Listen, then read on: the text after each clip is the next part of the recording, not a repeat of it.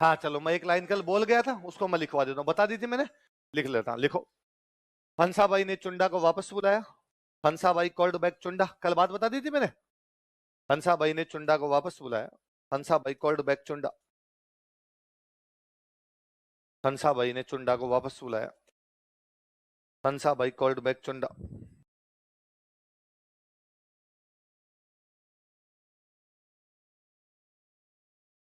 Line change करके लिख लो। बहारमली की सहायता से रणमल को मार दिया गया था। बहारमली की सहायता से रणमल को मार दिया गया था। Ranmal was murdered with help of Baharmali. Baharmali की सहायता से रणमल को मार दिया गया था। Ranmal was murdered with help of Baharmali. Baharmali की सहायता से रणमल को मार दिया गया था। जब चित्तौड़ के किले में रणमल को मार रहे थे तो रणमल का सबसे बड़ा बेटा था, बेटे का नाम था जोधा। क्या नाम था? देखो मैंने कल भी एक बात बोली थी बीच में, दी आपने किसी ने ध्यान दिया हो, कि जब रणमल वहां पे था तो रणमल के भाई बेटे सब के सब लोग ही वहां पर थे, तो ये भाई बेटे जीते थे। ये चित्तौड़ के किले के नीचे रहा करते थे। रणमल चित्तौड़ के किले के अंदर है, ये लोग नीचे। उस दिन चुंडा की इनका ये था कि रणमल को तो मार ही दिया किले के अंदर, अब रणमल के परिवार के जितने लोग हैं सबको मार देते हैं, क्योंकि दो गुट बने हुए थे, सिसोदियों का गुट और राठौड़ों का गुट, तो सारे राठौड़ों को ही मार दो, एक साथ पंगा ही खत्म हो इनका। तो वो ऊपर से वहां रणमल को मारने के बाद वो है कि अब नीचे चलते हैं, जोधान जोधा के अंकल जोधा के भाई वो एक साथ बैठे एक साथ मार देते हैं। जोधान उस टाइम शाम का टाइम था, ये कोई म्यूजिक सुन रहे थे, तो वो जो म्यूजिशियन था उस बेचारे को ये पता चल गया कि रणमल जी को मार दिया और अब किसको मारने के लिए आ रहे हैं? जोधा। जोधा को बड़ा बेटा, इसको तो पक्का ही मारेंगे वो। तो वो जब नीचे आ रहे थे उसको पता चला इस बात का, तो उसने वो म्यूजिशियन ने म्यूजिक बजाते बजाते बीच में एक लाइन बोली कि जोधा भाग सके तो भाग, थारो रणमल मरी हो जाए। कि जोधा भाग सकता है तो भाग जा, तुम्हारा रणमल तो मर गया। जोधा ने बाकी भाइयों ने चप्पलें हाथ में ली, ठेठ बीकानेर के पास में गांव पड़ता है काउनी। कौन सा गांव है? काउनी बीकानेर के पास में पड़ता है। वहां जाके वापस पीछे मुड़ के देखा, कहा तो नहीं रहा कोई पीछे। तो जोधा ने कहा जाके शरण ली थी काउन। चुंडा ने कहा पीछा करो इनका, पर भाई साहब जोधा जोधा के भाई इनको दिखाई नहीं दिए। मौत पीछे आती हो तो आदमी के पग नहीं मंडते भाई साहब बाद। चुंडा ने कई दूर पीछा गया, सिसोदियों ने फिर उनको लगा मरने दो, जाने दो, इनकी राजधानी भी कब्जा किया जाए। ये राठौड़ कहाँ के थे? मारवाड़ के। मारवाड़ की राजधानी हुआ करती मंडोर। कौन सी थी? तो ये लोग कहां पर कब्जा कर लेते हैं? मंडोर। कुल मिला के पहले राठौड़ों के पास में खुद की राजधानी थी मंडोर, और मेवाड़ में दादागिरी चल रही थी। अब मेवाड़ की दादागिरी गई वो तो गई, साथ में क्या निकल गया? मंडोर। लिख लो, लिख लो। रणमल के बेटे जोधा ने रणमल से सन जोधा। रणमल के बेटे जोधा ने रणमल से सन जोधा। रणमल के बेटे जोधा ने काउनी नामक गांव में शरण ली। काउनी बीकानेर में पड़ता है। काउनी नामक गांव में शरण ली। Took shelter at village named Kauni. Kauni नामक गांव में शरण ली। टुक काउ है, कहाँ के हो? काउनी तो है फिर, किताब में काहुनी लिखा आता है काउनी। किताबों वाले काहुनी लिख देते, तू बीकानेर की फिर तो तेरे को पूछना नहीं चाहिए। काउनी नामक गांव में शरण ली। Took shelter at village named Kauni. कौन से गांव में शरण ली? काउनी नाम गांव। अब भाई उसके बाद में लाइन चेंज कर लीजिए। चुंडा ने राठौड़ों की राजधानी मंडोर पर अधिकार कर लिया। Chunda captured Rathores capital Mandore. चुंडा ने राठौड़ों की राजधानी मंडोर पर अधिकार कर लिया। Chunda captured Rathores capital Mandore. चुंडा ने राठौड़ों की राजधानी मंडोर पर अधिकार कर लिया। राठौड़ों का राज्य था मारवाड़, और मारवाड़ की राजधानी कौन सी हुआ करती? मंडोर। मंडोर पर अधिकार कर लिया।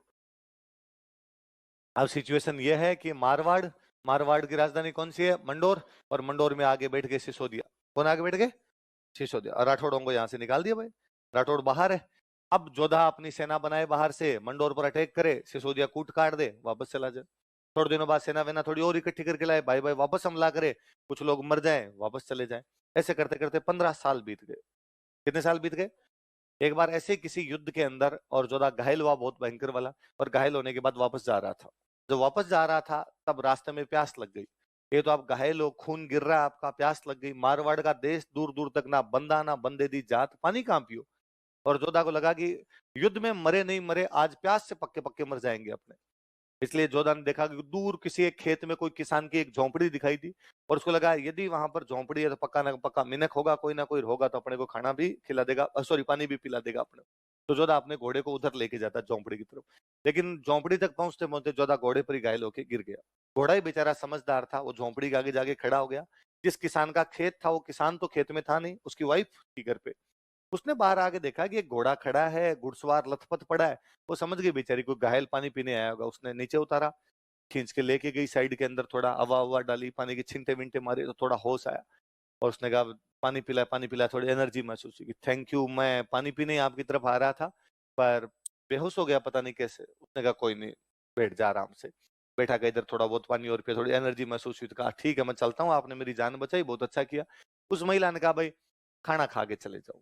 और गांव का रिवाज अभी भी कहता है कि घर आया हुआ आदमी भूखा तो जाना, शहर वाले तो चालू है इस मामले में।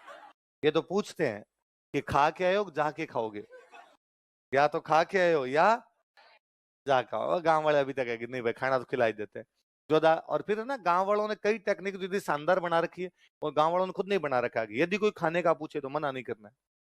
कि अन्न अन्न को मना करना, यदि आपने अन्न को मना कर दिया फिर पूरे दिन खाना मिलेगा, ये तरीका ही था कि जहां मिले वहां झपट्टा मार लो, वैसा रुकना आपने नहीं है। तो जोधा ने कहा हाँ, खा लूंगा। तो उस महिला ने बेचारी ने खिचड़ा बनाया। खिचड़ा समझते हो? खिचड़ा खिचड़ी नहीं, खिचड़ी तो होती है बीमारों के, है ना, खिचड़ा थोड़ा सा अलग हो जाता है। तो खिचड़ा बनाया, थाली में खिचड़ा डाल के बीचों बीच खूब सारा घी डाला। गांव में घी की वैसे कमी नहीं। अब जोधा को इतने साल भटकते हुए हो गए, घी देखे हुए कई दिन हो गए थे, संघर्ष के दिनों में कहाँ घी मिले भाई साहब।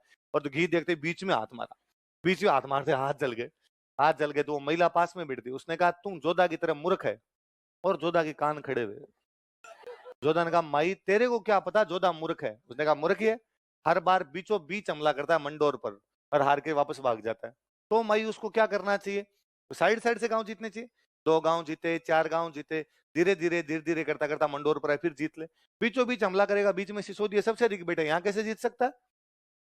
और उसने कहा तू छोड़, तू क्यों पूछ रहा है, तेरे को तो खींचड़ा ही नहीं खाना था, साइड साइड से खा। साइड साइड से खाएगा तो बीच में घी तक पहुंचेगा। जोधा ने वहां से 2 शिक्षाएं ग्रहण की कि मंडोर कैसे जीतना है और खिचड़ा कैसे। अब भाई जोधा ने साइड साइड से गांव जीतने शुरू किए, धीरे धीरे एकदम बीच में पहुंचा, सिसोदियों को यहाँ से भगा दिया और वापस मंडोर पर क्या कर लिया, कब्जा। ये बात कुंभा को पता चली कि भाई जोधा ने वापस कहां पर कब्जा कर लिया है, मंडोर। कुंभा उधर सेना की तैयारी कर रहा है, तो जोधा ने अपनी बुआ के पास मैसेज किया, हंसा भाई बुआ लगते हैं, और कहा बुआ जी पहली बात तो मेरी कोई गलती नहीं थी, गलती जो भी रही होगी पापा की रही होगी, आपके साथ जो भी दुश्मनी रही है, और यदि हमारी भी गलती थी तो 15 साल भुगत लिए, अब हमने कब्जा कर लिया है, और अब यदि कुंभा आएगा तो भी हम कब्जा छोड़ने वाले नहीं है। पर ये लड़ाई कितने साल तक चलानी है? जो होना था वो तो हो गया, अब इस लड़ाई को बंद करो। हंसा भाई भी समझ गई, उसने अपने पोते को कहा कि भाई अब जो भी है उसको लड़ाई झगड़े को बंद कर दो। तो कुंभा और जोधा आपस में संधि कर लेते हैं, आंवड़ बांवड़ की संधि। कौन सी कर लेते हैं? लिख लो, आंवड़ बांवड़ की संधि। आप लिखो, मैं समझा दूंगा।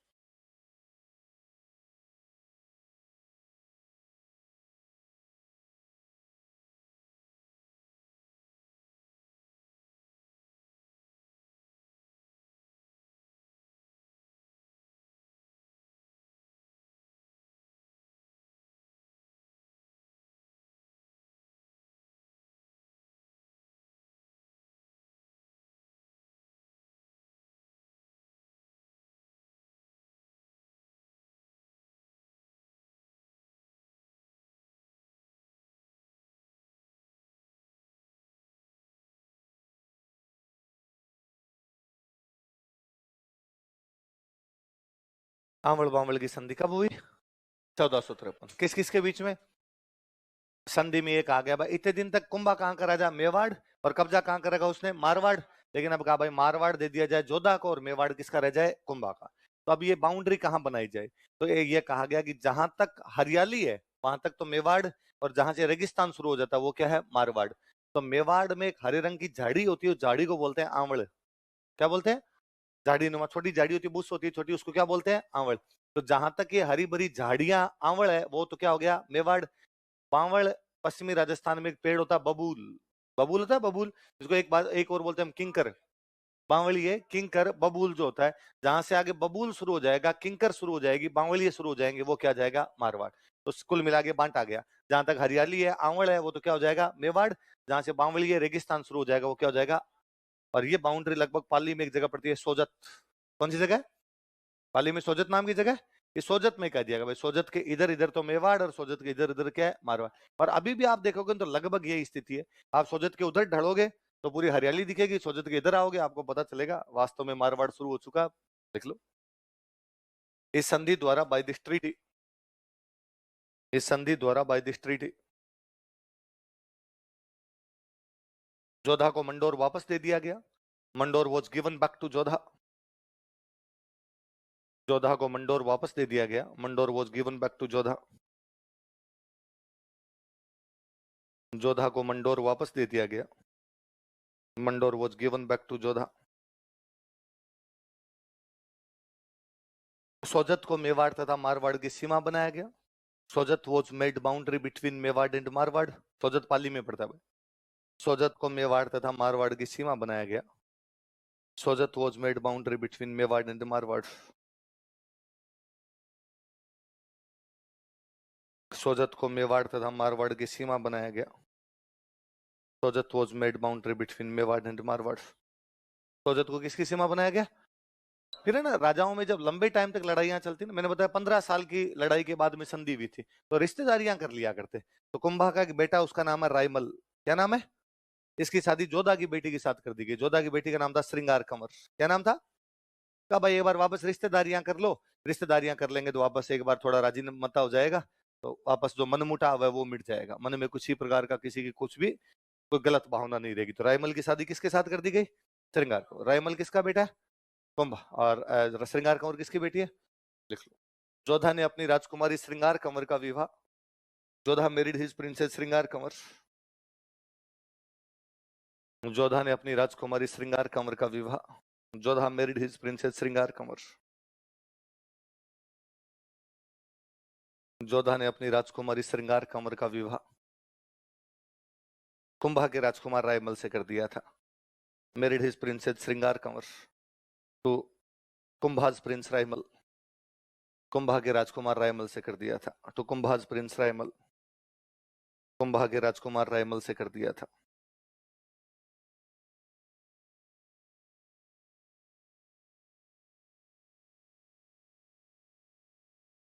कुंभा के कौन से राजकुमार से? रायमल। कौन सी राजकुमारी का? श्रृंगार कंवर। श्रृंगार कंवर किसकी राजकुमारी? ये पूरा फ्लैशबैक है, पुरानी कहानी है कि मोकल की डेथ होती है झीलवाड़ा में। मोकल की डेथ के बाद में कुंभा राजा बनता है। कुंभा राजा बना तो संरक्षक कौन बना? रणमल। रणमल ने किसको मार दिया? राघवदेव। तो रणमल को मारने के लिए वापस कौन आया? चुंडा। रणमल को मार दिया गया, जोधा वहां से निकल गया। फिर जोधा वापस कैसे लेता, कैसे संधि हुई, पूरा वही कहानी है, वहीं से सूत्र पकड़ के चल रहे हैं। मैंने आपको एक बात बताई थी कि चाचा और मेरा और मैपा पवार मोकल को मारने के बाद में मालवा भाग गए थे, और मालवा का राजा था महमूद खिलजी। कौन था? महमूद खिलजी राजा हुआ करता। तो महमूद खिलजी को और रणमल ने समाचार भी भेजा था कि भाई हमारे 3 बंदे तेरे एरिया में घूम रहे हैं, दे दे। पर उसने देने से क्या कर दिया था? मना। बाद में इनके बीच में लड़ाई हुई। इनके बीच लड़ाई हुई मालवा मध्य प्रदेश में। तो वहीं मालवा की तरफ मध्य प्रदेश में एक जगह है सारंगपुर। कौन सी जगह? लिखो, सारंगपुर का युद्ध, बैटल ऑफ सारंगपुर।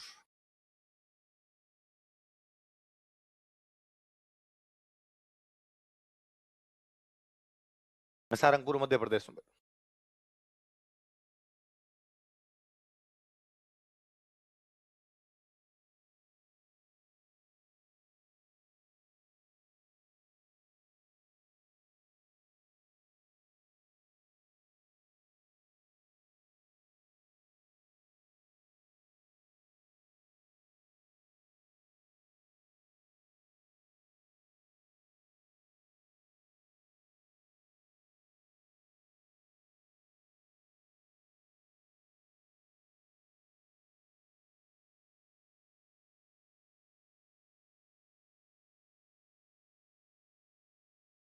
किस किस के बीच में हो रहा बताओ देखे?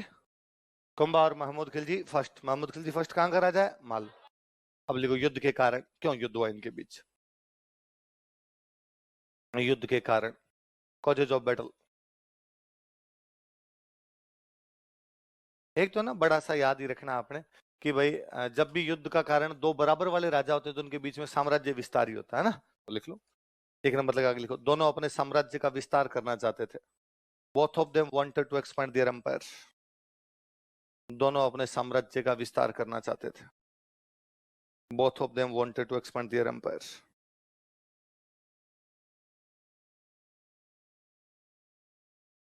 दोनों अपने साम्राज्य का विस्तार करना चाहते थे।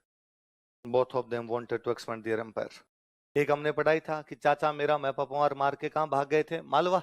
इसका मतलब मोकल के हत्यारों को शरण कौन दे रहा है, महमूद खिलजी। इस बात को कौन सहन करेगा कि उसके पिता के हत्यारों को कोई दूसरा शरण दे दे। दूसरा लिखो, महमूद खिलजी ने मोकल के हत्यारों को शरण दी थी। Mahmud Khilji gave shelter to killers of Mokal. Mahmud Khilji ने मोकल के हत्यारों को शरण दी थी। Mahmud Khilji gave shelter to killers of Mokal. Mokal के हत्यारों को शरण दी थी। Gave shelter to killers of Mokal. Mokal के हत्यारों को क्या दी थी, शरण दी थी। एक और सुनना, इधर जब महमूद खिलजी राजा बना था ना, तो महमूद खिलजी का एक भाई से नाराज है, उसका नाम है उमर खान। क्या नाम है, उमर खान। वो चाहता है कि मालवा का राजा वो बने, लेकिन मालवा का राजा कौन बन गया था, महमूद खिलजी। तो वो भाग के कुंभा के पास आ गया। किसके पास आ गया, और उसने कुंभा कहा, कुंभा मेरी हेल्प कर और मेरे को महमूद खिलजी से लड़ना है। कुंभा ने उसको सहायता की और उसने सारंगपुर पे कब्जा कर लिया। कहाँ कब्जा कर लिया भाई, ये मालवा है और मालवा का राजा कौन है, महमूद खिलजी। यहाँ पर एक बंदा और राजा बनना चाहता है, वो कौन है, उमर खान। वो किसके पास आ गया, कुंभा। कुंभा ने सहायता की तो उसने एक इलाका छीन लिया। ये जो इलाका छीना ये कौन सा है, सारंग। कौन सा है, सर। अब महमूद खिलजी चाहेगा ना कि उसका सारंगपुर वापस मिले, तो महमूद खिलजी ने कहां पर अटैक किया, सारंगपुर। किससे लड़ने के लिए, उमर खान। किससे, उमर। और उमर खान के पीछे कौन है, तो उमर खान ने कुंभा कहा कि भाई तूने कहा था सारंगपुर पे कब्जा कर ले, मैंने कर लिया, पर ये महमूद खिलजी कूटने के लिए आ गया मेरे को। कुंभा ने कहा वहीं रहे, 10 मिनट में तेरा भाई आ रहा है, लोकेशन शेयर कर दो। कुंभा हाथों हाथ वहां गया, उसने महमूद खिलजी को ढंग से धोया था इस युद्ध में। लिखो, एक कारण और लिख लो। कुंभा कुंभा ने महमूद खिलजी के विद्रोही उमर खान की सहायता की थी। Kumbha helped Umar Khan rebel of Mahmud Khilji.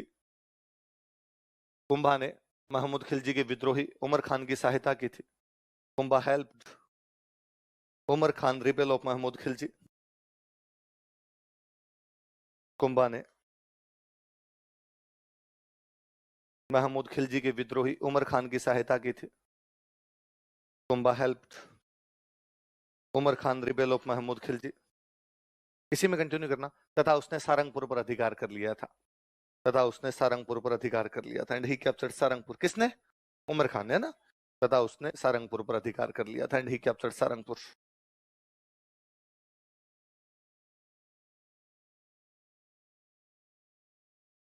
एक कारण तो यह है कि दोनों अपने साम्राज्य का विस्तार करना चाहते। एक यह है कि महमूद खिलजी ने मोकल के हत्यारों को शरण दे दी और कुंभा ने महमूद खिलजी के विद्रोही उमर खान की क्या कर दी, सहायता कर दी। और उमर खान ने कहां पर कब्जा कर लिया, कारण हो गया। अब लाइन चेंज करके लिखो। इस युद्ध में कुंभा की जीत हुई। Kumbha von this battle. इस युद्ध में कुंभा की जीत हुई। Kumbha von this battle.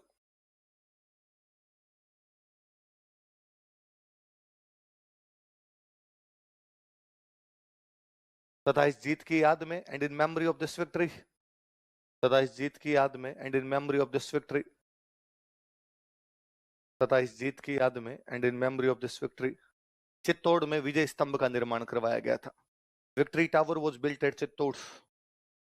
Chittor में विजय स्तंभ का निर्माण करवाया गया था। विजय की याद में टावर बना दिया था, विजय स्तंभ। चित्तौड़ में विजय स्तंभ का निर्माण करवाया गया था। Victory tower was built at Chittor. Chittor में विजय स्तंभ का निर्माण करवाया गया था। Victory tower was built at Chittor. Chittor में किसका निर्माण करवाया गया, विजय स्तंभ का निर्माण करवाया गया। अब और सुन देखो, हम कल पढ़ रहे थे कि नागौर में एक राजा, उसका नाम है फिरोज खान। क्या नाम है, फिरोज खान। जब मर गया तो उसके मरने के बाद में उसका बेटा राजा बनना चाहता है। बेटे का नाम है शम्स खान। क्या नाम है, शम्स खान फिरोज खान का बेटा है और कहां का राजा बनना चाहता है, नागौर। कहां का, नागौर। एक फिरोज खान का भाई है, उसका नाम है मुजाहिद खान। क्या नाम है, और ये कहता है मैं राजा बनूंगा। कुल मिला के चाचा भतीजे में लड़ाई है। कौन कौन चाचा भतीजा बताओ देखे, शम्स खान और मुजाहिद खान। कहां का राजा बनना चाहते हैं, हेडिंग डालो, नागौर का उत्तराधिकार संघर्ष, succession struggle of Nagaur. Nagaur का उत्तराधिकार संघर्ष, succession struggle of Nagaur.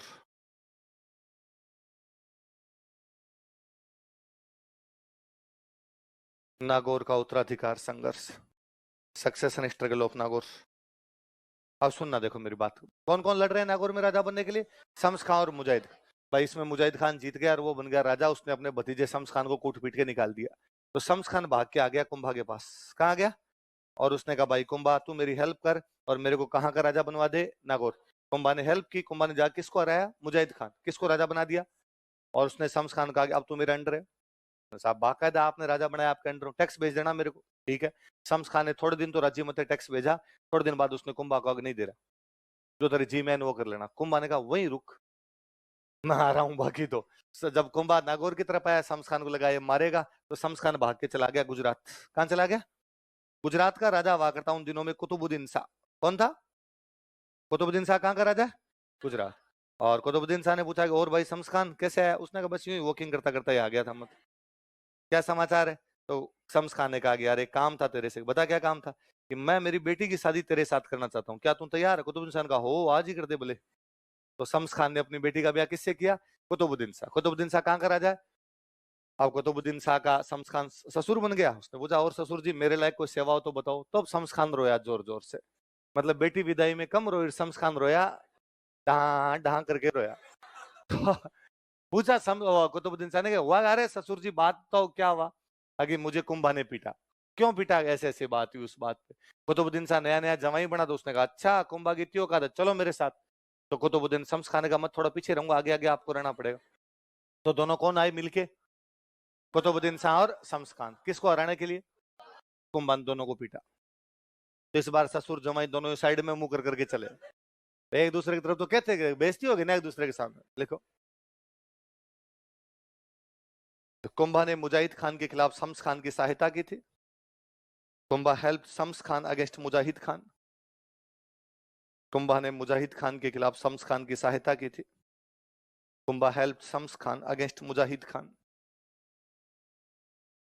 Kumbha ने मुजाहिद खान के खिलाफ शम्स खान की सहायता की थी। कुंभा हेल्प शम्स खान अगेंस्ट मुजाहिद खान। मुजाहिद खान के खिलाफ शम्स खान की सहायता की थी। हेल्प शम्स खान अगेंस्ट मुजाहिद खान। लेकिन थोड़े समय पश्चात, बट आफ्टर सम टाइम, लेकिन थोड़े समय पश्चात, बट आफ्टर सम टाइम, लेकिन थोड़े समय पश्चात, बट आफ्टर सम टाइम, वह कुंभा के खिलाफ विद्रोह कर देता है। ही रिवोल्टेड अगेंस्ट कुंभा। वह कुंभा के खिलाफ विद्रोह कर देता है। ही रिवोल्टेड अगेंस्ट कुंभा।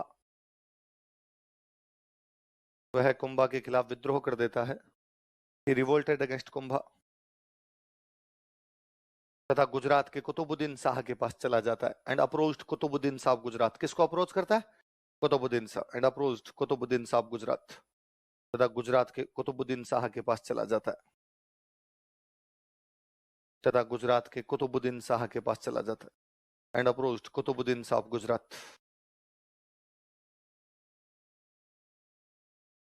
गुजरात के कुतुबुद्दीन शाह के पास चला जाता है। लाइन चेंज करके लिखो। कुंभा ने शम्स खान तथा कुतुबुद्दीन शाह दोनों को हरा दिया। Kumbha defeated both Shams Khan and Qutubuddin Shah. Kumbha ने शम्स खान तथा कुतुबुद्दीन शाह दोनों को हरा दिया। Kumbha defeated both Shams Khan and Qutubuddin Shah. Qutubuddin Shah कहां का राजा है? गुजरात। अब कोई पूछेगा आपसे सवाल प्री में कि कुंभा का गुजरात वालों से लड़ाई कौन सी रियासत को लेके थी? नागौर। किसको लेके थी? नागौर के चक्कर में पंगा हो गया था उसका गुजरात वालों से। अब उत्तर भारत में अपने 4 बड़ी रियासतें हुआ करती। एक थी दिल्ली, एक थी मालवा, एक थी गुजरात, एक थी मेवाड़। कौन कौन सी 4? दिल्ली, मालवा, गुजरात, मेवाड़। दिल्ली इस टाइम बड़ी कमजोर थी। दिल्ली वाले राजाओं की तो चलती नहीं थी उस समय। यूं आप इंडियन हिस्ट्री पढ़ोगे तो पढ़ोगे कि दिल्ली की राजा की दिल्ली से पालम तक चलती थी। कहां से कहां तक चलती? दिल्ली से पालम। दिल्ली से पालम का मतलब है जयपुर से सांगानेर। दिल्ली के बाहर एक गांव, उस गांव का नाम क्या है? पालम। तो बस एक गांव तक ही चलती है, उनकी ज्यादा दूर तक चलती। तो दिल्ली तो कमजोर हो रखी है। तो 3 बड़ी रियासतें बची। कौन कौन सी? मेवाड़, मालवा। कुंभा ने पहले कुंभा मेवाड़ का राजा है, पहले उसने किसको हराया? मालवा वालों को। अब उसने किसको हरा दिया? गुजरात। तो मालवा गुजरात वालों को लगा कि अलग अलग कुंभा से लड़ेंगे तो पार पड़ेगी। तो मालवा गुजरात वाले आपस में संधि कर लेते हैं कि महमूद खिलजी पहले हार के गया था, अब कौन हार के जा रहा है? कुतुबुद्दीन शाह। तो महमूद खिलजी को पता चला कि कुतुबुद्दीन शाह हार के जा रहा है, तो वो कुतुबुद्दीन शाह के पास आ गया। उसने कहा भाई और सुना क्या बात है? और कुतुबुद्दीन शाह ने कहा पीटा कुंभा ने भयंकर वाला। महमूद खिलजी रोया, उसने कहा मी टू, थोड़े दिन पहले मेरे को पीट दिया था। जिन लोगों के दुख एक जैसे होते हैं वो अच्छे दोस्त होते हैं। जिनके दुख एक जैसे होते हैं वो क्या होते हैं? अच्छे दोस्त होते हैं। तो इन दोनों के बीच में संधि हुई। गुजरात में एक जगह पड़ती है चांपानेर। कौन सी जगह? लिखो, चांपानेर की संधि।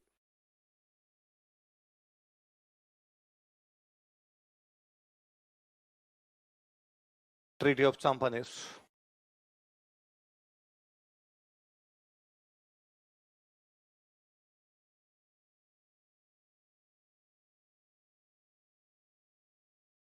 कौन कौन सी रियासतों के बीच में हो रही है? मालवा और गुजरात। मालवा का राजा कौन है? महमूद खिलजी फर्स्ट कौन है? और गुजरात का राजा कौन है? कुतुबुद्दीन शाह।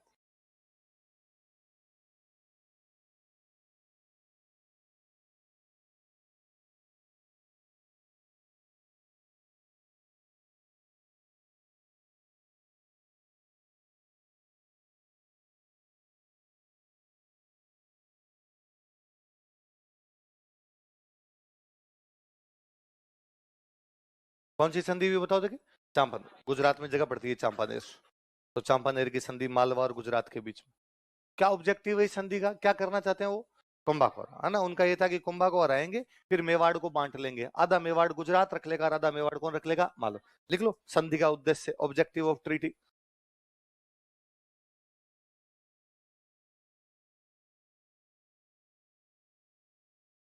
संधि का उद्देश्य, ऑब्जेक्टिव ऑफ ट्रीटी। कुंभा को हराकर मेवाड़ का विभाजन करना चाहते थे। They wanted to divide Mewar by defeating Kumbha.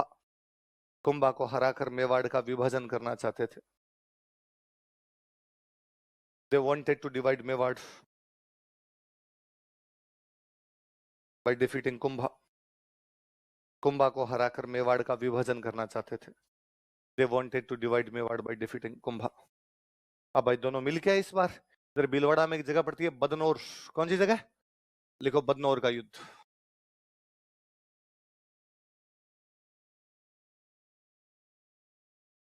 Battle of Badnore.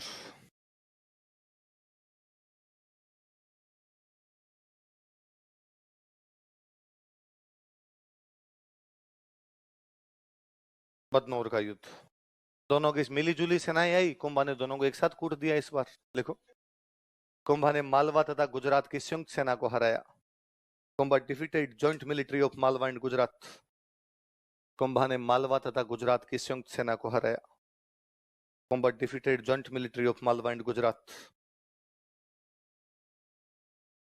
Kumbha ने मालवा तथा गुजरात की संयुक्त सेना को हराया। Kumbha defeated joint military of Malwa and Gujarat. Malwa तथा गुजरात की संयुक्त सेना को हराया। आज देखो ये मेवाड़, मेवाड़ के साइड में इधर आपका पड़ता है गुजरात। कौन सा था? गुजरात। मेवाड़ गुजरात के बीच में एक अपने छोटी सी रियासत और थी, सिरोही। कौन सी रियासत है? सिरोही। और सिरोही का जो राजा, उसका नाम है सहसमल देवड़ा। क्या नाम है? कहां का राजा सहसमल देवड़ा? सिरोही का राजा। सिरोही कौन कौन सी दो बड़ी रियासतों के बीच की एक छोटी सी रियासत है। कुंभा साम्राज्यवादी राजा, कुंभा ने सिरोही के थोड़े हिस्से दबा लिए थे, तो कुंभा सिरोही की तरफ अपने साम्राज्य का क्या कर रहा है? विस्तार। तो सहसमल देवड़ा किससे परेशान है? कुंभा से। उधर गुजरात का राजा कौन है? कुतुबुद्दीन शाह। कुतुबुद्दीन शाह किस पर हमला करने के लिए जा रहा है? कुंभा। उसने सहसमल देवड़ा से पूछा कि सहसमल देवड़ा, मैं कुंभा से लड़ने के लिए जा रहा हूँ, तू बता मेरा साथ देगा, कुंभा का साथ देगा? सहसमल देवड़ा ने दिमाग लगाया, यार कुंभा वैसे ही अपने पर आक्रमण करता रहता है, तो अपने किसका साथ दे देना चाहिए? सहसमल देवड़ा, सॉरी इसका कुतुबुद्दीन शाह का। क्योंकि यदि अपने कुतुबुद्दीन शाह का साथ देंगे तो इस बार कुतुबुद्दीन शाह और महमूद खिलजी मिलकर कुंभा को तो मार देंगे, तो कुंभा वाला खतरा तो समाप्त हो जाएगा। पर जो छोटी रियासतें होती है उनको दोनों तरफ से डर लगता है, भाई इधर से कुंभा आ रहा है तो इधर से कुतुबुद्दीन शाह भी तो आ सकता है। पर कुतुबुद्दीन शाह की अपने सहायता करेंगे तो ये अपने क्या बन जाएगा? दोस्त। एक साइड वाला दोस्त बन जाएगा, एक साइड वाला क्या हो जाएगा? खत्म। तो अपने सेफ रह जाएंगे बीच में। तो उसने किसका साथ दिया? कुतुबुद्दीन शाह। पर कुतुबुद्दीन शाह तो खुद ही हार गया। जब कुतुबुद्दीन शाह हार के चला गया तो कुंभा ने पूछा कि अरे वो इस बार कुतुबुद्दीन शाह उधर से आ रहा था, बीच में चाय नाश्ते का प्रबंध किसने किया था रे? पता चला साहब सिरोही के कौन से राजा ने किया। कुंभा ने जाके इस बार किसको कूटा? देखो, कुंभा ने सिरोही के सहसमल देवड़ा को भी हराया था। Kumbha also defeated Sahasmal Deora of Sirohi. Kumbha ने सिरोही के सहसमल देवड़ा को भी हराया था। Kumbha also defeated Sahasmal Deora of Sirohi. Sirohi के सहसमल देवड़ा को भी हराया था। Kumbha also defeated Sahasmal Deora of Sirohi. Sirohi के सहसमल देवड़ा को भी हराया था। Also defeated Sahasmal Deora of Sirohi. ये कुंभा की राजनीतिक बातें हैं सारी। उसने किससे लड़ाई की थी, किसे जीता था, किससे हारा था, कौन उसके खिलाफ था, कौन संधियां कर रहा है, किससे वो संधियां कर रहा है, वही सारी बातें। राजा का एक पोर्शन होता है राजनीतिक, एक क्या हो सकता है उसका सांस्कृतिक। लिखो सांस्कृतिक उपलब्धियां, कल्चरल अचीवमेंट्स।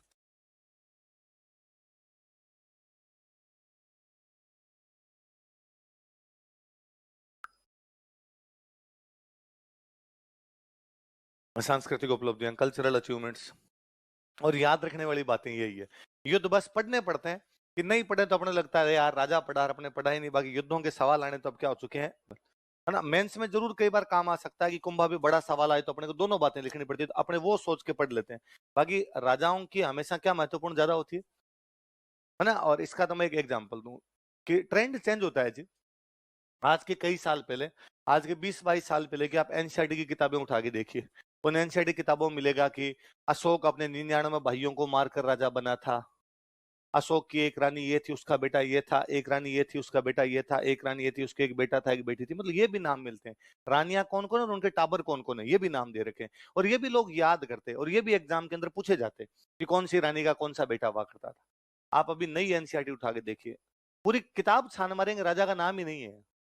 युद्ध छोड़िए, राजाओं के नाम नहीं है, सीधा लिख रखा उन्होंने, एक मौर्य राजा के समय ऐसा हुआ था। क्यों करने हैं नाम याद? उस समय कोई महत्वपूर्ण घटना हो जिससे आने वाले समय पर प्रभाव पड़ा हो तो पढ़ लिया जाए, वरना उसको पढ़ने की आवश्यकता तो बहुत कम, इक्का दुक्का जगह कोई नाम आ जाएगा, बाकी इस प्रकार की कोई भी बातें नहीं। तो उसमें मुझे एक चैप्टर बहुत अच्छा लगता है, 7th क्लास का एक चैप्टर, 6 या 7th का एक चैप्टर, 6 में शायद। जिसमें चैप्टर की शुरुआत में लिखा हुआ कि एक दिन अरविंद स्कूल से घर आया। उसने घर आकर अपनी मम्मी को कहा कि मम्मी, हमारे स्कूल में एनुअल फंक्शन है, एनुअल फंक्शन में हम एक ड्रामा प्ले करेंगे, उस ड्रामा में मैं राजा का रोल करूंगा। मम्मी बड़ी राजी हुई, और मम्मी सोचने लगी कि जब मेरा अरविंद राजा बनकर मंच पर खड़ा होगा तो कड़कती हुई मूछों और फड़कती हुई तलवार में कितना सुंदर लगेगा। तभी अरविंद ने मम्मी को लगभग झकझोरते हुए कहा कि मम्मी, जब मैं राजा बनूंगा तो मैं मंच पर कुर्सी पर बैठकर वीणा बजाऊंगा, इसलिए मम्मी मेरे साथ मार्केट चलो और मुझे क्या दिलवा के लाओ, वीणा। मम्मी सोच में पड़ गई कि आखिर ऐसा कौन राजा था जो उस समय वीणा बजाया करता था। आओ बच्चों, हमें तुम आज हम तुम्हें समुद्रगुप्त की कहानी सुनाएं। मतलब समुद्रगुप्त भारत का वो राजा था जिसने पूरे भारत पर कब्जा कर लिया था, फिर भी उसके बारे में सवाल ये है कि वो क्या बजाया करता था। तलवारों की टंकार हर किसी ने चलाई होगी, कोई वीणा की झनकार उत्पन्न करे, वो राजा कौन था? तमाम ऐसे राजा रहे होंगे जिन्होंने लड़ाइयां लड़ी, पर उन लड़ाइयों के बीच में किसी ने पेंटिंग को बढ़ावा दिया, किसी ने बुक्स लिखवाई थी, किसी ने वीणा बजाई थी, वो राजा ज्यादा महत्वपूर्ण है। और समुद्रगुप्त खुद भी इसको महत्वपूर्ण मानता है कि समुद्रगुप्त को कहा गया कि सिक्कों पर आपकी फोटो देनी है सर, कौन सी फोटो दे? उसने कहा वीणा लाओ। वो वीणा लेके बैठा, उसने कहा ये वाला पोज शाहरुख खान वाला जो है ना, मोहब्बतें वाला, ये दे दोगे तो ये थोड़ा ठीक रहेगा। तो उसके बाकायदा सिक्के हैं, आपसे क्वेश्चन पूछा जाएगा कि वीणा वादन प्रकार के सिक्के किसने चलाए थे, किसने चलाए थे? जैसे अब अपने भारत का एक राजा, पूरे भारत का राजा वीणा बजाता, वो राजा कौन था? समुद्रगुप्त। वैसे अपने राजस्थान का कोई राजा वीणा बजा रहा था तो वो कौन था? कुंभा की सांस्कृतिक उपलब्धियां महत्वपूर्ण हो गई अपने आप में। अच्छा, कल्चर में क्या क्या चीजें पढ़ सकते हैं हम? कल्चर में एक हो सकता है आर्किटेक्चर हो सकता है, कल्चर में बुक्स हो सकती है, कल्चर में पेंटिंग्स हो सकती है, कई अलग अलग बातें। हम पहले आर्किटेक्चर से शुरू करते हैं, तो लिखो स्थापत्य कला, आर्किटेक्चर, स्थापत्य कला।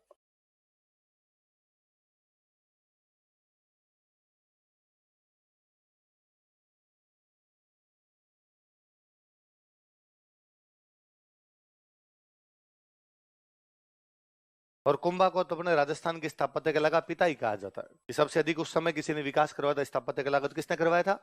देख लो, कुंभा को राजस्थान की स्थापत्य कला का जनक कहा जाता है। Kumbha is known as father of architecture of Rajasthan. Kumbha को राजस्थान की स्थापत्य कला का जनक कहा जाता है। Kumbha is known as father of architecture of Rajasthan. Kumbha को राजस्थान की स्थापत्य कला का जनक कहा जाता है। Kumbha is known as father of architecture of Rajasthan.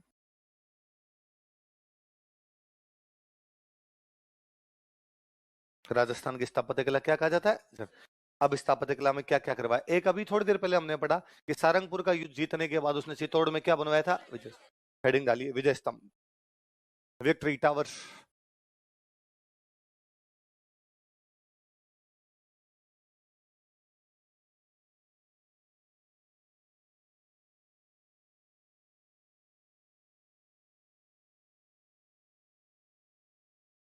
क्या है?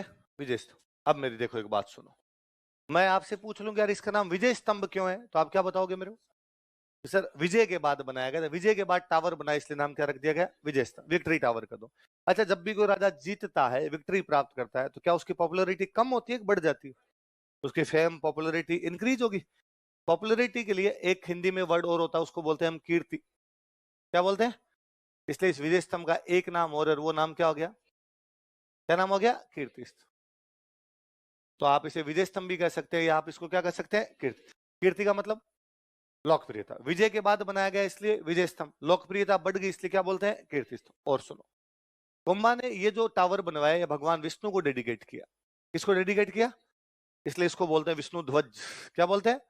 आप इस बात पर पुनः नोटिस कीजिए, मेवाड़ वाले खुद को एकलिंग जी का दीवान मानते थे। किसका दीवान मानते? एकलिंग जी मतलब शिव जी। लेकिन कुंभा विक्ट्री टावर बनवाता तो किसको डेडिकेट करता है? विष्णु। इसका मतलब कुंभा शिव और विष्णु में कोई भेदभाव, तो इस मामले में सहिष्णु है, टॉलरेट राजा। उसने कहा नहीं भाई, शिव जी भी अपने, विष्णु जी भी अपने। आपने है तो शिव जी के दीवान, फिर भी टावर बना रहे हैं तो किसको डेडिकेट कर देते हैं? विष्णु। भगवान विष्णु का वाहन क्या माना जाता है? गरुड़। कि भगवान विष्णु किस पर सवार है? गरुड़। तो इसमें गरुड़ की मूर्ति लगी हुई है, इसलिए इसका नाम पड़ गया गरुड़ ध्वज। क्या नाम पड़ गया? क्यों नाम है इसका गरुड़ ध्वज? क्योंकि गरुड़ की क्या लगी हुई है? मूर्ति। गरुड़ किसका वाहन है? क्या लगी हुई है गरुड़ की? और भाई साहब, एक मूर्ति नहीं है, खूब सारी मूर्तियां मूर्तियां मूर्तियां इसमें। इसको देख के ये लगता है जैसे मूर्तियों का म्यूजियम है। क्या है? मूर्तियों का म्यूजियम हो, इतनी सारी मूर्तियां इसके अंदर। म्यूजियम के लिए अपने हिंदी में एक वर्ड होता है अजायब घर। क्या होता है? तो हम इसको क्या कह सकते हैं? मूर्तियों का अजायब घर या मूर्तियों का म्यूजियम कह सकते हैं। और मूर्तियां भी सब प्रकार की, भारत में जितनी प्रकार की मूर्तियां हो सकती है, उन सब प्रकार की मूर्तियां यहाँ पर लगाई गई। तो जब खूब सारी कोई चीज होती है, तब अपने उसको बोलते हैं एनसाइक्लोपीडिया। क्या बोलते हैं?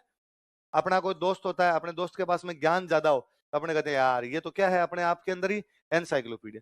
वैसे उस समय जितनी मूर्तियां थी वो सारी की सारी वहां पर पड़ी है, इसलिए वो मूर्तियों का क्या है? एनसाइक्लोपीडिया। एनसाइक्लोपीडिया के लिए हिंदी में क्या वर्ड होता है? तो इस विजय स्तंभ को विजय के बाद बनाया गया, इसलिए क्या बोलते हैं? लोकप्रियता बढ़ गई इसलिए, भगवान विष्णु को डेडिकेट है इसलिए, भगवान विष्णु का वाहन गरुड़ है इसलिए, मूर्तियां मूर्तियां लगी हुई इसलिए, सब प्रकार की मूर्तियां लगी हुई इसलिए। तो विजय स्तंभ के और क्या क्या नाम हो गए बताओ? विष्णु ध्वज, गरुड़ ध्वज, मूर्तियों का अजायब घर, भारतीय मूर्ति कला का। किसके नाम है सारे? लिख लो अन्य नाम।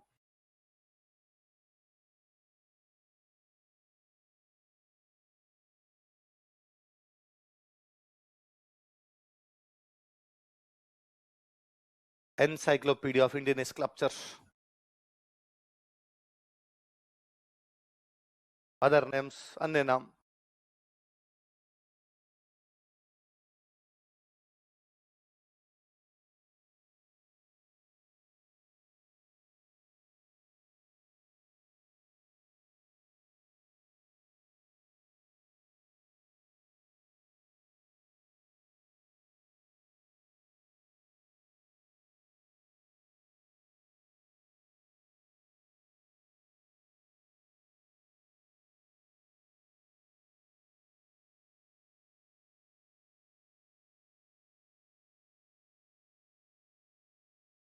क्या क्या नाम एक बार वापस बोल दो देखिए। विजय स्तंभ, कीर्ति स्तंभ, विष्णु ध्वज, गरुड़ ध्वज, मूर्तियों का अजायब घर, भारतीय मूर्ति कला का। अब कोई आपसे सवाल पूछेगा, कुंभा ने सारंगपुर युद्ध में जीत के बाद विजय स्तंभ का निर्माण करवाया, वह कौन से देवता को समर्पित किया गया है? किसको डेडिकेट किया गया है? विष्णु विष्णु भगवान को। अब और सुनो, इसकी जो हाइट है ना, वो है 122 फीट। कितनी है? और इसकी जो विड्थ है ना, वो है 30 फीट। ऊंचाई कितनी है? 122 फीट। चौड़ाई कितनी है? 30 फीट। लिख लो, ऊंचाई 122 फीट, हाइट 122 फीट, चौड़ाई 30 फीट। हाइट और विड्थ, ऊंचाई और चौड़ाई। ऊंचाई कितनी है? 122 फीट। चौड़ाई कितनी है? 30 फीट। किसकी? विजय स्तंभ। किसकी है? विजय स्तंभ। और सुनो देखो, ये 9 मंजिल का है। कितने मंजिल का है? आपने इसमें पढ़ा, इसमें मूर्तियां मूर्तियां लगी हुई है, इसलिए इसको क्या कहा जाता है? मूर्तियों का अजायब घर और भारतीय मूर्ति कला का विश्व। पर इसकी 8वीं मंजिल ऐसी है जिसमें कोई भी मूर्ति, तो कोई पूछे कौन सी मंजिल में मूर्ति नहीं है, तो कौन सी में? 8वीं। टोटल मंजिलें कितनी? इसकी जो 5वीं मंजिल है ना, उसमें इसके वास्तुकारों की मूर्तियां हैं। किसकी मूर्तियां? वास्तुकार समझ गए? आर्किटेक्ट जो इसको बनाने वाले थे। और इसके जो आर्किटेक्ट थे उनके नाम है जेता। जेता पिताजी का नाम था। उसके 3 बेटे थे, पुंजा, पोमा और नापा। कौन कौन है बोलो देखे, चारों के नाम बोलो। क्या क्या नाम बताओ देखे। जेता, पुंजा, पोमा। कौन है ये, किसके वास्तुकार? विजय स्तंभ के। कौन सी मंजिल में इनकी मूर्ति है? 5। इसकी जो तीसरी मंजिल है ना, उसमें एक शब्द लिखा हुआ है अल्लाह। कौन सा शब्द लिखा हुआ है? अल्लाह शब्द लिखा हुआ। कौन सी मंजिल में? तीसरी मंजिल। ये लिखा हुआ है 9 बार। कितनी बार लिखा हुआ है? और ये लिखा हुआ है अरबी भाषा में। कौन सी भाषा में? मुसलमानों की जो धार्मिक भाषा थी वो भाषा कौन सी है? अरबी। तो अरबी भाषा में क्या लिखा हुआ है? अल्लाह। कितनी बार? कौन से मंजिल पे? अच्छा, ये क्यों लिख दिया गया भाई इस प्रकार के सब? ये लिखवाने के पीछे एक रीजन ये था कि जब भी कोई मुसलमान राजा अटैक करते तो मूर्तियां तोड़ा करते थे कि इस्लाम ये मानता है कि मूर्ति पूजा करनी नहीं चाहिए। उन दिनों खूब सारी मूर्तियां टूट रही थी, कुंभा पूरी मूर्तियां मूर्तियां लगा देता है। तो कहीं ना कहीं राजा के दिमाग में थी खुदा ना खास्ता अगली पीढ़ियां क्या पला कोई आक्रमण को संभाल पाए नहीं संभाल पाए, इसके अंदर यदि अल्लाह लिखा होगा तो मुस्लिम आक्रमणकारी जल्दी से तोड़ेंगे नहीं।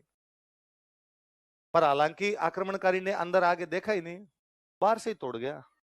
तो बाहर वाली सारी मूर्तियां खंडित की हुई है। पर अपने याद रखने वाली बात है, कितनी मंजिल है, किसमें मूर्ति नहीं, किसमें वास्तुकारों की मूर्तियां, क्या क्या नाम थे उनके, किसमें अल्लाह लिखा हुआ है, कितनी बार, कौन सी भाषा में?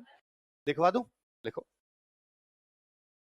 देखो, यह एक 9 मंजिला इमारत है। It is a 9 floor building.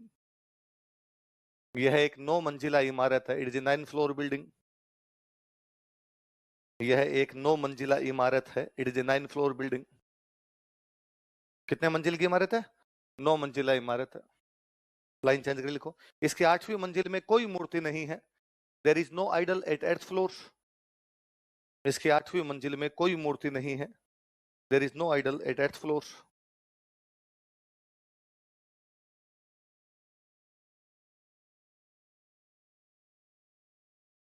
इसके 8वीं मंजिल में कोई मूर्ति नहीं। अगला लिखो। इसकी 5वीं मंजिल में वास्तुकारों की मूर्तियां हैं। Idols of architects are located at 5th floor. इसकी 5वीं मंजिल में वास्तुकारों की मूर्तियां हैं। Idols of architects are located at 5th floor. इसकी 5वीं मंजिल में वास्तुकारों की मूर्तियां हैं। Idols of architects were located at 5th floor. नाम लिख लो, वास्तुकारों के नाम लिख लो, कौन कौन थे, क्या क्या नाम है बोलो देखे। जेता, पुंजा, पोमा, नापा। जेता इनके पापा है, 3 बेटे उनके, पुंजा, पोमा और नापा।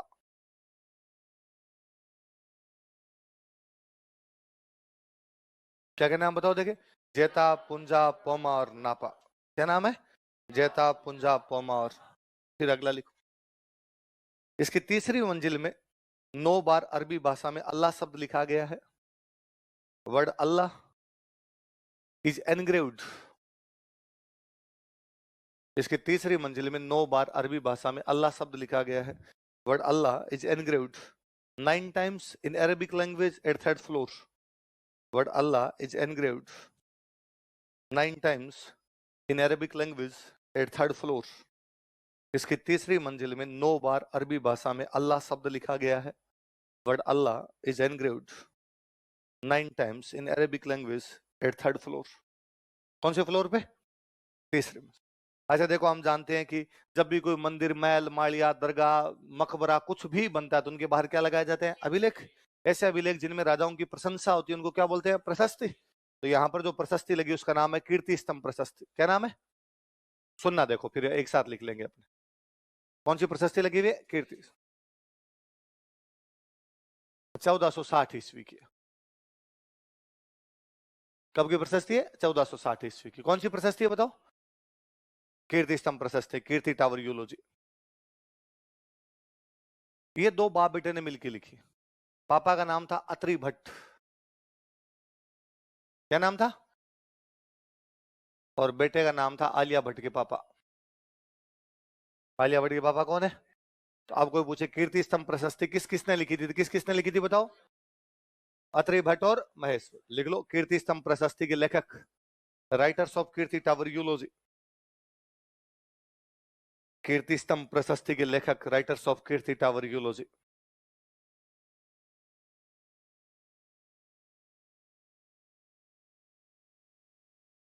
कीर्ति स्तंभ प्रशस्ति के लेखक, राइटर्स ऑफ कीर्ति टावर यूलॉजी।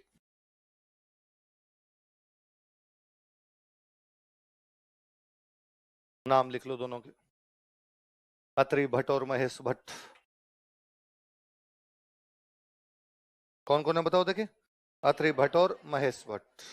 किसके लेखे गए? कीर्ति स्तंभ। प्रशस्ति का मतलब क्या था? ऐसे अभिलेख जिनमें राजाओं की क्या होती है? प्रशंसा। ऑब्वियस सी बात है, कुंभा की प्रशंसा होगी। क्या क्या प्रशंसा, इधर सुनना देखो।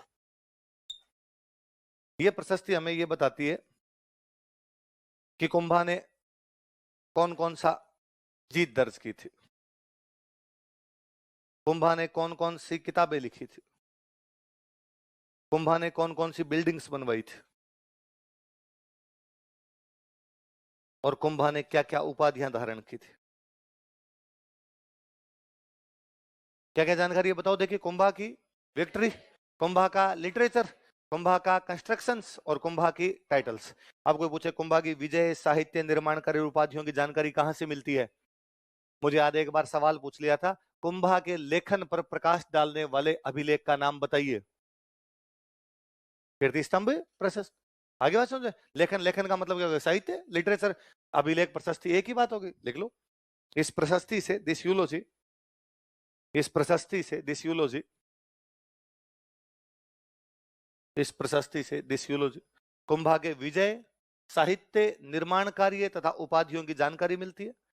Provides information about, this यूलोजी provides information about victory, literature, constructions and titles of Kumbha.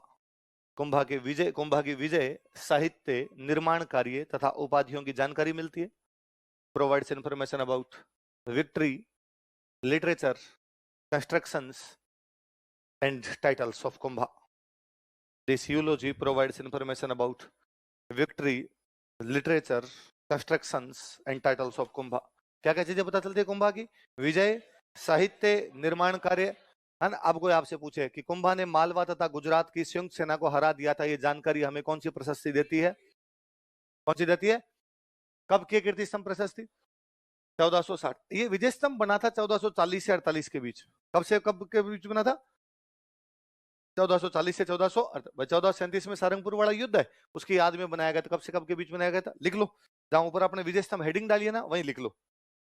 जहां विजय स्तंभ लिख रखा है इसी के आगे लिख लो आप, 1440 से 48 तक याद रह जाएगा।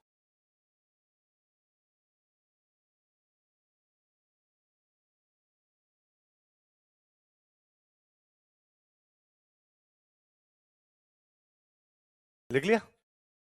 चलूं बोले आगे। अब ये कुंभा बना के चला गया, हमने पढ़ लिया भाई कुंभा ने बनवाया इसको, इसके क्या क्या नाम थे, कितना ऊंचा, कितना लंबा, कितनी मंजिल, कौन सी मंजिल में क्या है, प्रशस्ति क्या बताती, सब सारी बातें पढ़ ली।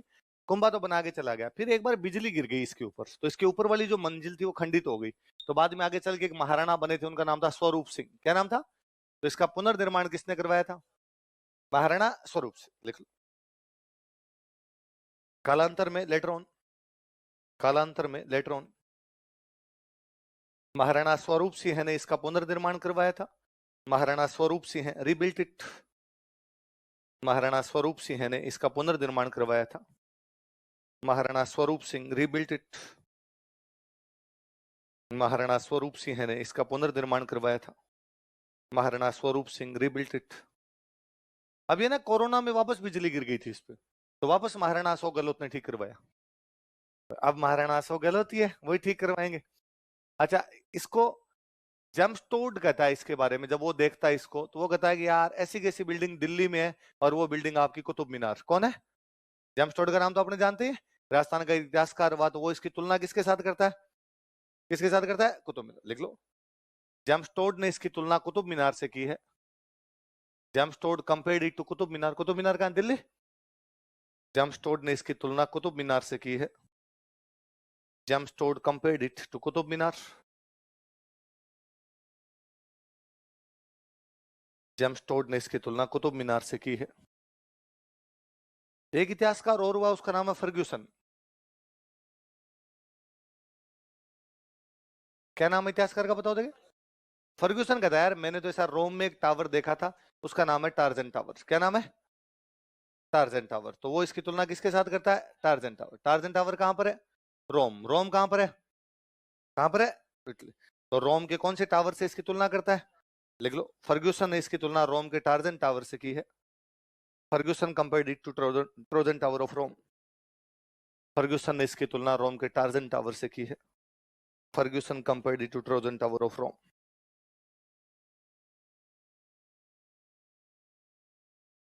फर्ग्यूसन ने इसकी तुलना रोम के टार्जन टावर से की है। तो जेम्स टोड इसकी तुलना किसके साथ करता है? कुतुब मीनार। फर्ग्यूसन इसकी तुलना किसके साथ करता है? टार्जन।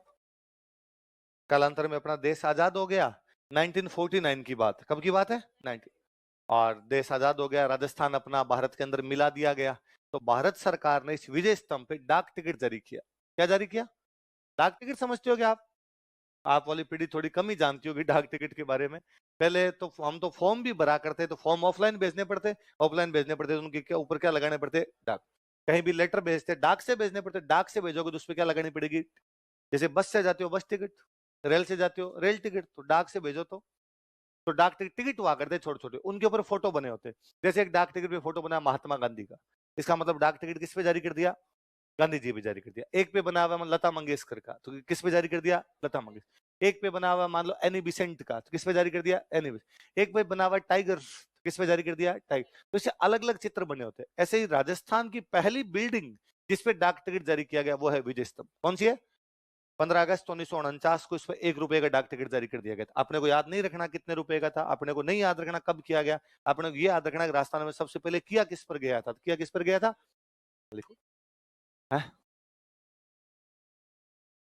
व्हाट्सएप के बच्चों, तुम क्या जानो संदेश से आते हैं कैसे कैसे गया जाता है ना? लेटर होता है, लेटर। लेटर देखा है कभी कोई पुराना घर पे पड़ा हुआ? एक दूसरे को लोग लेटर भेजा करते थे, लिख के हाथ से लिखते थे पहले लोग, पता है तुम्हें? देखा है? उसके ऊपर टिकट लगे होते उस है। हाँ, अलग अलग होते थे। 1 रुपए का टिकट, 2 रुपए का टिकट, 5 रुपए। फिर वो होते थे भाई छोटे लेटर है तो 1 रुपए का, बड़े लेटर है उनपे 2 रुपए का, किसी को स्पीड पोस्टर भेजनी होती है उनपे 5-5 रुपए के, फॉर्म वगैरह अलग अलग टिकट आते थे। और वहां बाकायदा, अरे उनका तो बड़ा जोरदार काम था। एक तो उनको चिपकाने के लिए गोंद की आवश्यकता नहीं थी, वो चिपक जाया करते थे। और कई जगह वो गोंद वाली शीशी भी पड़ी रहती, फिर पोस्ट ऑफिस में जाते हैं गोंद वाली शीशी लेते हैं, पूरा उसको यूं लगाते हैं, फिर उनके ऊपर चिपकाया करते। बोले मगजमारी भयंकर थी फॉर्म भरने के अंदर। अब ये आपके वायगी कर लो दुनिया, है ना? मुकेश अंबानी का भला हो, जो ये जियो आए उसके बाद में इंटरनेट की स्पीड इतनी ज्यादा बढ़ गई कि अब डाक टिकट का आपके कोई रोला रप्पा। पहले फॉर्म में एक तो डाक टिकट वाला मेरे को याद आता है कि पहले आरएस का फॉर्म मिलता था, यूनिवर्सिटी के अंदर जाके लेना पड़ता था, लाइनों में लगते थे। लाइनों में लगते तब आरएस का फॉर्म मिलता, फिर लाइनों में लगते तब आरएस का फॉर्म जमा होता, लाइनों में लगते तब आरएस का प्रवेश पत्र आता। मेरे को याद है मेरे 2010 का प्री का प्रवेश पत्र आया ही नहीं। फिर पता गया भाई अब ये कहाँ मिलेगा, तो पता नहीं एक ऑफिस को कलेक्ट्रेट में भेजा था, कहाँ भेजा था, तो वहां आधे दिन तक वहां खड़े रहे कि अब यहाँ मिलेगा यहाँ मिलेगा। हम 2-3 लोगों के नहीं आए हुए थे। ये अब आपके है, मोबाइल में बैठे बैठे देख लेते हो सेंटर कहाँ है, वरना नहीं तो कोई सेंटर पता चलता था न कुछ और पता चलता। ये तो सबसे भयंकर समस्या थी। एक समस्या ये थी कि जब फॉर्म ऑफलाइन भरे जाएंगे तो मैं फॉर्म यहाँ से भर के अजमेर भेजूंगा, तो उसके साथ में सारे डॉक्यूमेंट्स भी भेजूंगा। 10th की मार्कशीट, 12th की मार्कशीट, मेरे बीए की मार्कशीट, एमए कर रखे तो एमए की मार्कशीट, मेरा मूल निवास प्रमाण पत्र, यदि किसी की जाति का प्रमाण पत्र है तो जाति वाला प्रमाण पत्र, जो भी अपने पास कैटेगरी, कोई खिलाड़ी है तो खिलाड़ी वाला प्रमाण पत्र, जो जो उनके वो सब भेजो। और वो सब के सब अटेस्टेड और होने चाहिए। क्या होना चाहिए? अटेस्टेड का मतलब है किसी फर्स्ट ग्रेड अधिकारी के साइन करवाओ। और भाई साहब वो मिलता ही नहीं था। और कम से कम अपने जान पहचान में तो कोई फर्स्ट ग्रेड अधिकारी नहीं होता। आपने किसी को जीवता फर्स्ट ग्रेड देखा ही नहीं था तब तक। फर्स्ट ग्रेड अधिकारी समझ, आरएस हो, कोई डॉक्टर हो बड़ा, कोई बड़ा इंजीनियर हो, वो ही साइन कर सकता है, उसके अलावा दूसरे किसी के साइन होंगे? पहली बात वो मिलता नहीं, यदि मिल जाता तो साइन नहीं करता है। टीचर फर्स्ट ग्रेड टीचर कहाँ होते थे? तो कॉलेज के अंदर होते। तो कॉलेज छोटे छोटे कस्बों में कहाँ कॉलेज थे? यू नो, आप जयपुर में रहे हो, बाहर निकले नहीं, शहर के बच्चे हो, आपको क्या पता संघर्ष क्या चीज होती है। तो मेरे याद है मैं 12th क्लास में बीकानेर पढ़ता था और मैथमेटिक्स का स्टूडेंट था, तो मैथमेटिक्स वाले सारे के सारे एयरफोर्स के फॉर्म भरा करते। तो मेरे साथ वाले उनका आगे एयरफोर्स का फॉर्म भर देते। और पहले बच्चे ऐसे ही भरते थे कि दोस्त ने भरा था, अपने ही भर देते। तो ये भी था कि यार साथ में तैयारी कर लेंगे, फिर कोई कहता सेंटर जयपुर आएगा, जयपुर घूम के आएंगे। तो हमने ये भी था अगर यूं तो घर वाले जयपुर जाने नहीं देंगे, इस पेपर के बहाने चले जाएंगे। तो मैंने फॉर्म भरा, तो मेरे एक दोस्त ने फॉर्म भरा, वो लोकल बीकानेर का, मैं गांव से आया करता था, वहां रूम लेके रहा करता था। तो मैंने कहा आप अटेस्टेड किससे करवाएंगे? मार्कशीट तो दो हमारे पास, 10th वाली एक ही थी भाई। 12th का बच्चा जब अपीयरिंग बच्चा है तो उसके पास मार्कशीट कौन सी होगी? 10th। और एक मूल निवास प्रमाण पत्र था मेरे पास कि दो अटेस्टेड करवाने, फॉर्म के साथ लगाने, फिर ये भेजने। ठीक है। तो मेरे उस दोस्त ने कहा कि हमारे घर के ठीक सामने एक इंजीनियर रहते हैं, सीनियर इंजीनियर है, वो अटेस्टेड कर सकते हैं, फर्स्ट ग्रेड है। और ठीक है, तू करवा दे। हम उनके घर पे गए। उनके घर पे गए तो वो मेरे दोस्त को जानते थे अंकल, और दोस्त ने जाते नमस्ते किया, चरण स्पर्श किए, मैंने चरण स्पर्श किए। और उसने कहा अंकल वो हमारे अटेस्टेड करवाने थे, मैं एयरफोर्स का फॉर्म भर रहा हूँ। अंकल ने कई देर उससे बातचीत की, वेरी गुड वेरी गुड, तैयारी कर रहा है क्या, कितने परसेंट है, ये वो फलान टिकट, कहाँ से पढ़ेगा, क्या पढ़ेगा, इंग्लिश कहाँ से पढ़ेगा, मैथ्स कहाँ से पढ़ेगा, सारी बातें पूछी, फिर साइन कर दी। फिर उसने मेरे वाला फॉर्म मांग दिया कि ये मेरा दोस्त है और इसके भी अंकल कर दो। तो अंकल ने पहले मेरी 10th की मार्कशीट देखी, फिर मेरी तरफ देखा, फिर 10th की मार्कशीट देखी, फिर मेरी तरफ देखा, फिर कहा तेरी है? मैं कहा जी मेरी है। तेरे नंबर है ये? और ज्यादा नंबर भी नहीं, कोई 80% इतने से नंबर आए हुए शहरों में। हाँ, उस टाइम 80% थे, है ना। पर मुझे बड़ा बुरा इसलिए लगता था कि मैं गांव में 80% लेके आया, तो गांव में उधर का टॉपर था मैं, कि भाई गांव के अंदर 80% नहीं आया करते थे। पर जब मैं क्लास में आया, शहर में आया बीकानेर में, तब पता चला कि यहाँ अपने क्लास में इस 80% वाली में 17-18 नंबर पे है, अपने से ऊपर 95 और 94 और है। तो हम ये दब्बू दब्बू से बैठे रहा करते थे कि 80% की यहाँ पर कोई भी औकात नहीं है। तो उन्होंने, अंकल ने मेरे तरफ 2-3 बार देखा, वो शायद गाँव का बच्चा मार्कशीट क्या पता फर्जी बनवा के लेके आ, उनको डर लगता है कि यार यदि मैंने किसी के साइन कर दिए और इसने कोई फ्रॉड कर रखा है 420 है, तो पुलिस मेरे को पकड़ लेगी।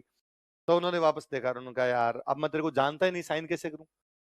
तो मैंने कहा आप इसको जानते हो ना, मैं इसको दोस्त हूँ, ये मेरे को जानता है।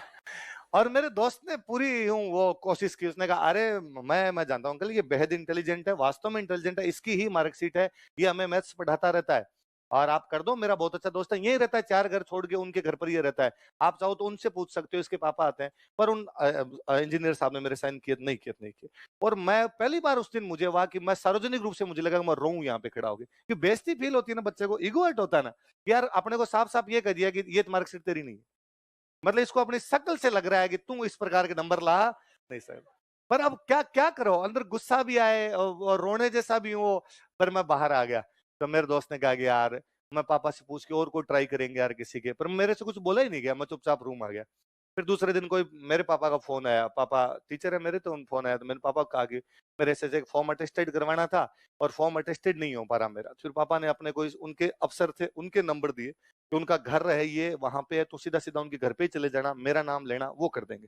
तो मैं उनके घर पे गया तो उन्होंने दूसरे दिन किया, तो मेरे वो दिल में बैठा हुआ है कि यार अपने फॉर्म पे किसी ने अटेस्टेड किया नहीं था। तो आजकल मेरे पास आप में से खूब सारे बच्चे आते हैं कि सर मेरा पटवारी में चले। अब क्या सरकार ने नीति चेंज कर दी, पहले हमारे टाइम में था कि फॉर्म भरने वाले सारे के सारे लोग फॉर्म के साथ डॉक्यूमेंट भेजेंगे और अटेस्टेड होंगे।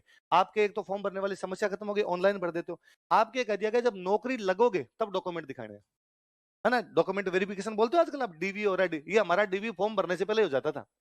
पहले डीवी अलग नहीं हुआ करते थे, लास्ट में तो बाद में ओरिजिनल ले लेके जाना पड़ते थे हमारे, हमने वो लगाया उसका ही ओरिजिनल लो, हमने लगाया उसका ओरिजिनल लो। तो वो वापस वो अब मेरे पास कोई आता है आप में से कि सर वो डीवी है, डीवी के लिए अटेस्टेड करवाने, तो मैं हाँ ठीक है करवा देंगे। तो वो कहता है सर मैं तो किसी को जानता नहीं हूँ, आप यदि किसी को यहाँ पे जानते हो तो आप साइन करवा दो। अपने खूब सारे स्टूडेंट मेरे साथ पढ़े हुए या मेरे से सीनियर यहाँ जयपुर में आरएस लगे हुए हैं, तो मैं कह देता हूँ फलाने ऑफिस में चले जाना, उस ऑफिस में वो फलाने सर बैठते हैं और वो साइन कर देंगे, और मेरे फोन की भी आवश्यकता नहीं है, तू तो जाकर ना स्प्रिंग बोर्ड का हूँ और अपना कार्ड वार्ड ले जाना, साथ में कर देंगे।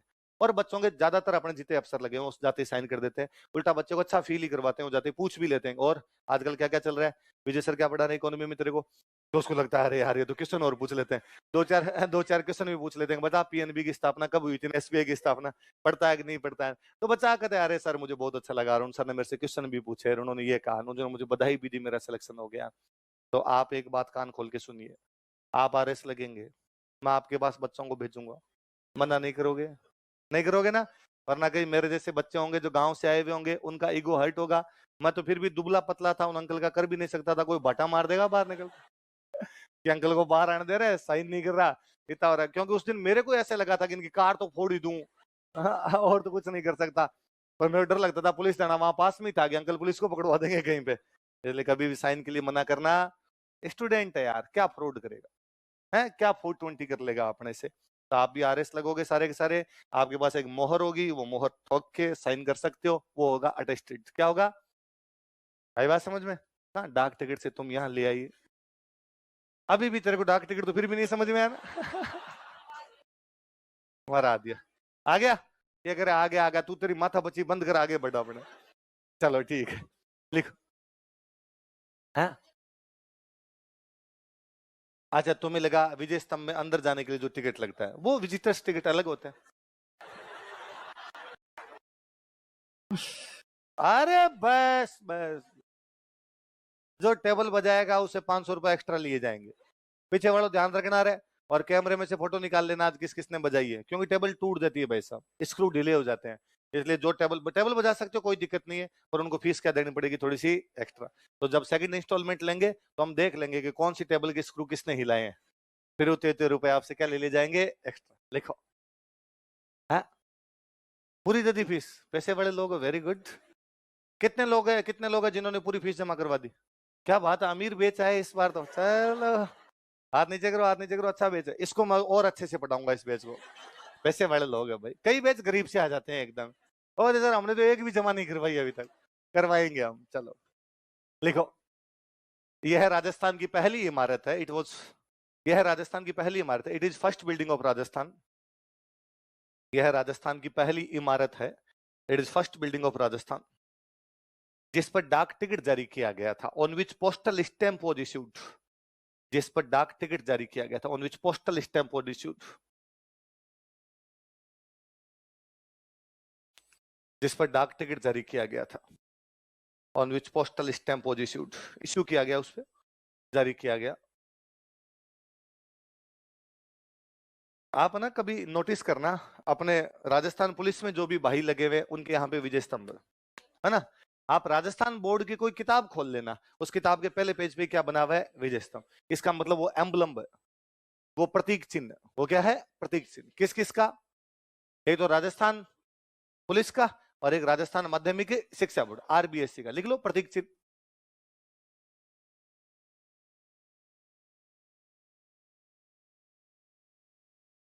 एक तो राजस्थान पुलिस,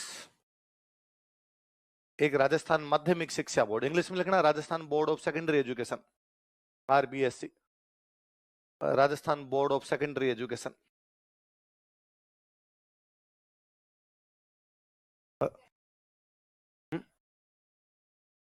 नोट पे विजय स्तंभ, नोट पे बापू है।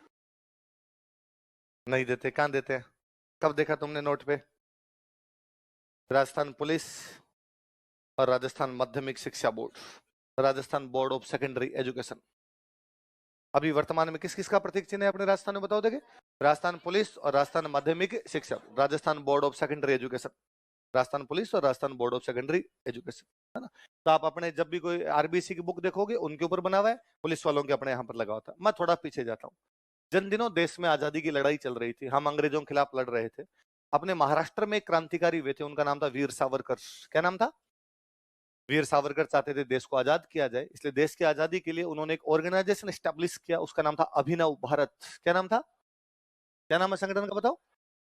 अभिनव का मतलब होता है नया, अभिनव का मतलब क्या था? भारत का मतलब भारत हो गया, तो हम कैसा भारत बनाएंगे, नया भारत। नया भारत मतलब जिसमें अंग्रेजों का राज नहीं होगा, ऐसा भारत बनाएंगे। ये अभिनव भारत नाम का जो ऑर्गेनाइजेशन था, ये स्टैब्लिश किया गया नासिक। कहां पे किया गया? नासिक कहां पड़ता है? महाराष्ट्र में। पर कहते हैं इसका जो ऑफिस हुआ करता, हेड ऑफिस जो नासिक के अंदर था। अब मान लो मैं अभिनव भारत का मेंबर बनना चाहता हूँ, मैं अंग्रेजों के खिलाफ लड़ना चाहता हूँ, मैं गया ऑफिस में, मैंने कहा कि सर फॉर्म दीजिए, मैं भी मेंबर बनना चाहता हूँ, काम बम फेंकना बताओ, मैं भी फेंक दूंगा। तो वो कहते कि पहले रुक, पहले अंदर आओ ऑफिस में। ऑफिस में अंदर ले जाके सामने एक विजय स्तंभ का फोटो लगा हुआ था। किसका फोटो है? और उसके आगे प्रतिज्ञा करवाते कि मैं कसम खाता हूं कि जिस प्रकार कुंभा ने दुश्मनों से अपने देश की रक्षा की थी, वैसे ही मैं अंग्रेजों से हमारे देश की क्या करूंगा, रक्षा। किसके आगे कसम खिलवाते? क्योंकि उनका प्रतीक चिन्ह भी क्या था? ये बहुत बड़ी बात है। उन दिनों में जब राजस्थान भारत का हिस्सा भी नहीं था, उन दिनों में चित्तौड़ का एक विजय स्तंभ महाराष्ट्र के किसी एक संगठन का प्रतीक चिन्ह है। भाई राजस्थान पुलिस और राजस्थान माध्यमिक शिक्षा बोर्ड का तो होना ही चाहिए, विजय स्तंभ नहीं होगा तो क्या होगा। पर महाराष्ट्र का कोई संगठन यदि इसको प्रतीक चिन्ह बनाता है उन दिनों में जब हम उसका हिस्सा भी नहीं थे, ये बड़ी बात है अपने आप में। इसका मतलब कुंभा उस समय भी उन लोगों को मोटिवेट कर रहा है। लिख लो तीसरा, लिख लो अभिनव भारत।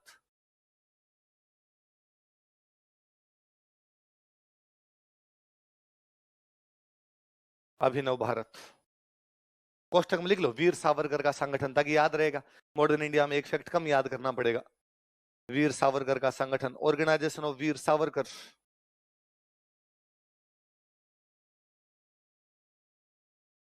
वीर सावरकर का संगठन, ऑर्गेनाइजेशन ऑफ वीर सावरकर। तो कीर्ति स्तंभ या विजय स्तंभ किस किस का प्रतीक चिन्ह बताओ अब अभी तो किसका है? राजस्थान पुलिस और राजस्थान माध्यमिक शिक्षक। पहले किसका था? अभिनव भारत किसका संगठन था? कहाँ का संगठन था? नासिक। नासिक कहाँ पड़ता है? ये मॉडर्न इंडिया पढ़ेंगे तो और पढ़ लेंगे, पर वहां अभिनव भारत पढ़ोगे तो याद आ जाएगा ना कि अभिनव भारत हमने राजस्थान में भी पढ़ा था। अब बात सुनो, देखो अभी हम ये पढ़ रहे हैं कि चित्तौड़ के किले में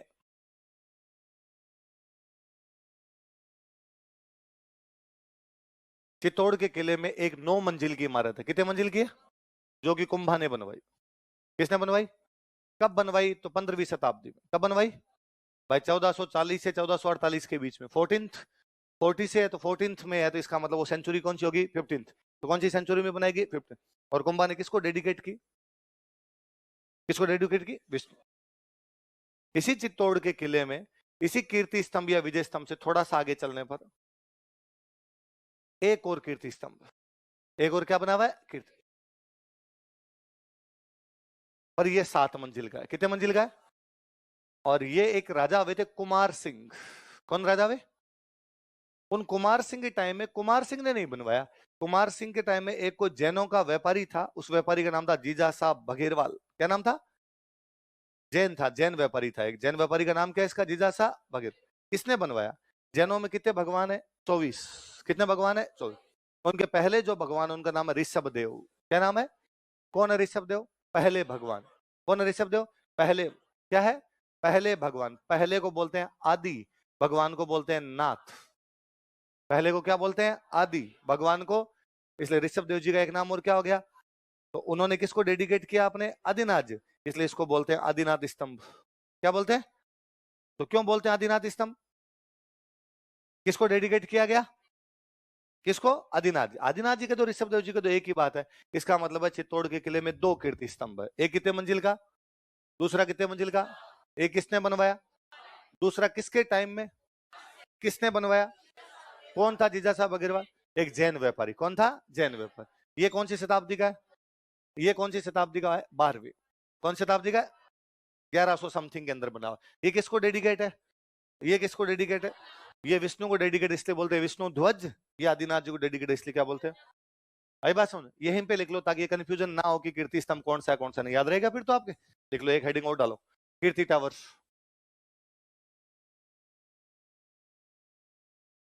कीर्ति स्तंभ।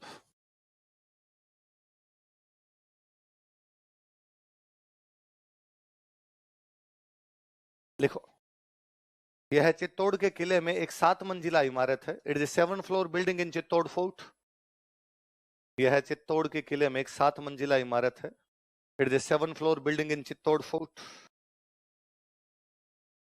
यह है चित्तौड़ के किले में एक 7 मंजिला इमारत है। It is 7 floor building in Chittor fort. यह है चित्तौड़ के किले में एक 7 मंजिला इमारत है। लाइन चेंज करके लिखो। 12वीं शताब्दी में, इन 12th सेंचुरी एडी, 12वीं शताब्दी में, in 12th century AD, Kumar Singh के शासन काल में, during regime of Kumar Singh, Kumar Singh के शासन काल में, during regime of Kumar Singh, Kumar Singh के शासन काल में, during regime of Kumar Singh, Kumar Singh के शासन काल में, during regime of Kumar Singh, Jain व्यापारी, जैन मर्चेंट, जैन व्यापारी, जैन मर्चेंट, जैन व्यापारी, जैन मर्चेंट, जीजा साहब बघेरवाल ने इसका निर्माण करवाया था। जीजा साहब बघेरवाल बिल्ट इट। जीजा साहब बघेरवाल ने इसका निर्माण करवाया था। जीजा साहब बघेरवाल बिल्ट इट। जीजा साहब बघेरवाल ने इसका निर्माण करवाया था। जीजा साहब Bagherwal built it. Line change करके लिखो। यह ऋषभ देव जी को समर्पित है। कोष्टक में आदिनाथ लिख लेना। It is dedicated to Rishabh Dev ji. यह ऋषभ देव जी को समर्पित है। It is dedicated to Rishabh Dev ji. कोष्टक में लिखना आदिनाथ। पहले भगवान है वो, पहले को क्या बोलते हैं? आदि। भगवान को क्या कहते हैं? नाथ। यह ऋषभ देव जी को समर्पित है। It is dedicated to Rishabh Dev ji. यह ऋषभ देव जी को समर्पित है। It is dedicated to Rishabh Dev ji. अतः इसे आदिनाथ स्तंभ भी कहा जाता है। So it is also known as Adinath tower, पता है इसे आदिनाथ स्तंभ भी कहा जाता है। So it is also known as Adinath tower.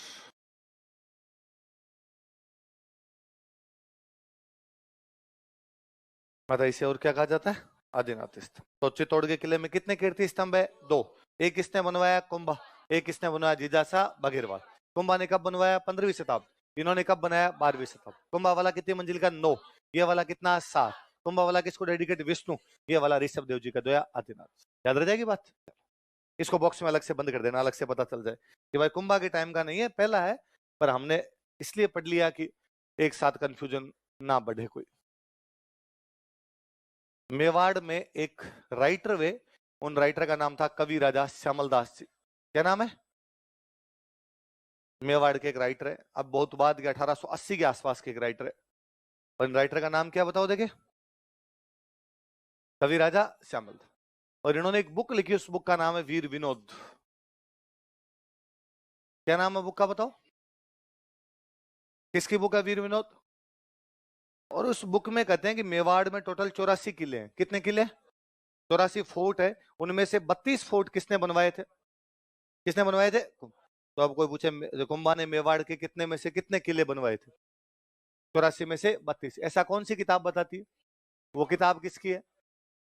कवि राजा श्यामल दास। लिखो, कवि राजा श्यामल दास जी की पुस्तक वीर विनोद के अनुसार, according to book Veer Vinod of Kavi Raja Shyamal Das ji.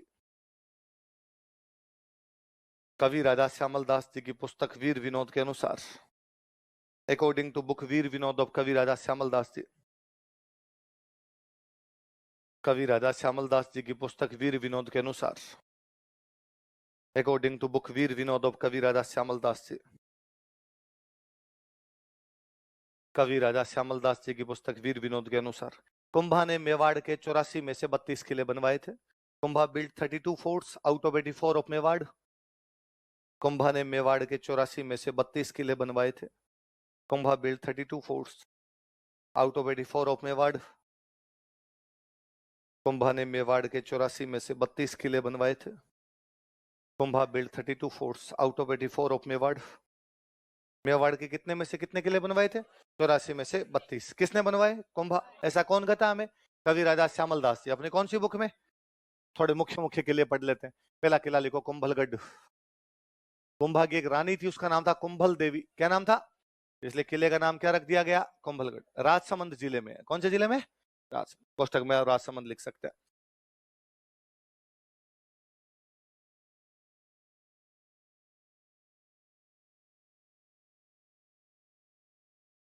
अच्छा, कुंभलगढ़ कुंभा ने इसलिए बनवाया कि कुंभा की राजधानी तो कौन सी है? चित्तौड़गढ़। पर चित्तौड़गढ़ के साथ एक समस्या है। चित्तौड़गढ़ एक पहाड़ पे बना हुआ है, पहाड़ का नाम है मेसा का पठार। क्या नाम है? ऐसा पहाड़ जो ऊपर से नुकीला ना होके प्लेन हो जाए, वो क्या हो जाता है? पठार। प्लेट्यू, प्लेट्यू बन जाता है। तो मेसा प्लेट्यू के ऊपर बना हुआ है, पर वो एक सिंगल पहाड़ है। यदि कोई इस पहाड़ को चारों तरफ से घेर ले तो किले की सप्लाई क्या हो सकती है? बंद। इसलिए कुंभा को लगता था कि यार कल को ऐसा कभी समय आ जाए कि दुश्मन अपने किले को घेर ले तो अपने तो किले की सप्लाई क्या हो जाएगी? बंद। इसलिए किला ऐसी जगह पर होना चाहिए जिसको दुश्मन जल्दी से घेर ना सके। तो एक पहाड़ी पे ना हो जिसके चारों तरफ क्या हो? पहाड़। पहाड़ियां पहाड़ियां पहाड़ियां होगी तो कभी दुश्मन उसको घेर नहीं सके। तो कुंभा ने अपनी संकटकालीन राजधानी, इमरजेंसी कैपिटल जो डेवलप की थी, वो कौन सी थी? भाई बात समझो, देख लो। यह है कुंभा की संकटकालीन राजधानी थी। It was emergency capital of Kumbha. या ये मेवाड़ की लिखो, यह है मेवाड़ की, बाकी सबके काम आई बाद में। यह है मेवाड़ की संकटकालीन राजधानी थी। It was emergency capital of Mewar. यह है मेवाड़ की संकटकालीन राजधानी थी। It was emergency capital of Mewar. यह मेवाड़ की संकटकालीन राजधानी थी। यह उन दिनों बनाया गया जब कुंभा के पास में मारवाड़ भी था। जोधा की अवड़ बावड़ की संधि नहीं हुई तब तक उसके पास क्या था? मारवाड़। तो वो राजा तो कहाँ का था? मेवाड़। संभाल किसको रहा था? मारवाड़। इसलिए वो ऐसी किसी जगह पे किला चाहता था जहां पे बैठ के मेवाड़ भी कंट्रोल हो जाए और साथ में क्या कंट्रोल हो जाए? वो जगह कौन सी थी? तो इस किले को बोलते हैं मेवाड़ मारवाड़ का सीमा प्रहरी। क्या बोलते हैं? मेवाड़ मारवाड़ का सीमा प्रहरी का मतलब होता है वॉचमैन, जहां पे बैठ के दोनों तरफ वॉच किया जा सके। लिखो, इसे मेवाड़ मारवाड़ का सीमा प्रहरी कहा जाता है। It is called as watchman of Mewar and Marwar.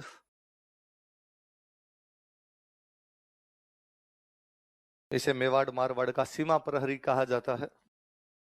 It is known as watchman of Mewar and Marwar. इसे मेवाड़ मारवाड़ का क्या कहा जाता है? सेवा। इसका जो आर्किटेक्ट था उसका नाम था मंडन।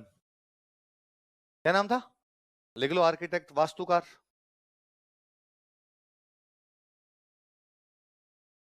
क्या नाम है वास्तुकार का?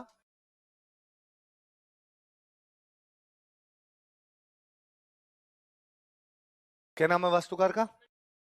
मंडन नाम है वास्तुकार का। अब कहा गया कि भाई ये ऐसा बनाया जाए कि इसके चारों तरफ दुश्मन घेर ना सके, तो इसका जो परकोटा बनाएगा, परकोटा समझते हो, रैम्पार्ट, इसकी जो 4 दीवारी है, इसका जो परकोटा है उसकी लंबाई है 36 किलोमीटर। कितने किलोमीटर है? लिखो, परकोटे की लंबाई, लेंथ ऑफ रैम्पार्ट, परकोटे की लंबाई, लेंथ ऑफ रैम्पार्ट बराबर लिखो 36 किलोमीटर, 36 किलोमीटर। कितनी लंबाई है इसकी? 36 किलोमीटर की। अब लो बताओ, 36 किलोमीटर का परकोटा है, अब इसके चारों तरफ लगाओ सेना। कितनी दूर तक सेना लगाओगे? कभी भी आप किले को घेरे नहीं। पर दीवार जब लंबी होगी ना तो उसको चौड़ी भी करनी पड़ेगी। इसकी चौड़ाई इतनी है कि 4 घोड़े एक साथ दौड़ सकते हैं। कितने घोड़े एक साथ दौड़ सकते हैं? 4 लेन हाईवे है, देखो चौड़ाई, विड्थ, चौड़ाई बराबर लिखो 4 घोड़े एक साथ दौड़ सकते हैं। 4 हॉर्सेज कैन रन टुगेदर, 4 घोड़े एक साथ दौड़ सकते हैं। 4 हॉर्सेज कैन रन टुगेदर।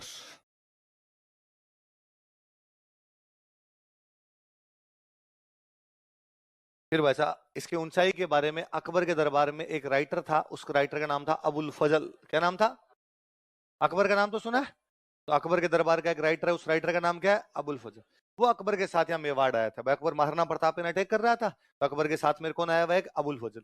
ये कोमलगढ़ को देख के कहता है कि भाई साहब, नीचे खड़े होके यदि आप ऊपर की तरफ देखते थे, यदि आपने पगड़ी पहन रखी तो आपकी पगड़ी नीचे गिर जाएगी। तो अबुल फजल ने कौन से किले के बारे में कहा था कि नीचे से खड़े होकर ऊपर देखो तो आपकी पगड़ी गिर जाती है? या कोई पूछेगा यदि इस किले को आप नीचे से खड़े होकर ऊपर की तरफ देखते हो तो पगड़ी गिर जाती है, यह किला कोमलगढ़ है, इसके बारे में ये लाइन किसने कही थी? या अबुल फजल ने किस किले के बारे में कहा गया था कि ये याद रहेगी? लिखो, अबुल फजल के अनुसार, अकॉर्डिंग टू अबुल फजल, अबुल फजल के अनुसार, अकॉर्डिंग टू अबुल फजल, यदि कोई व्यक्ति, इफ एनी पर्सन,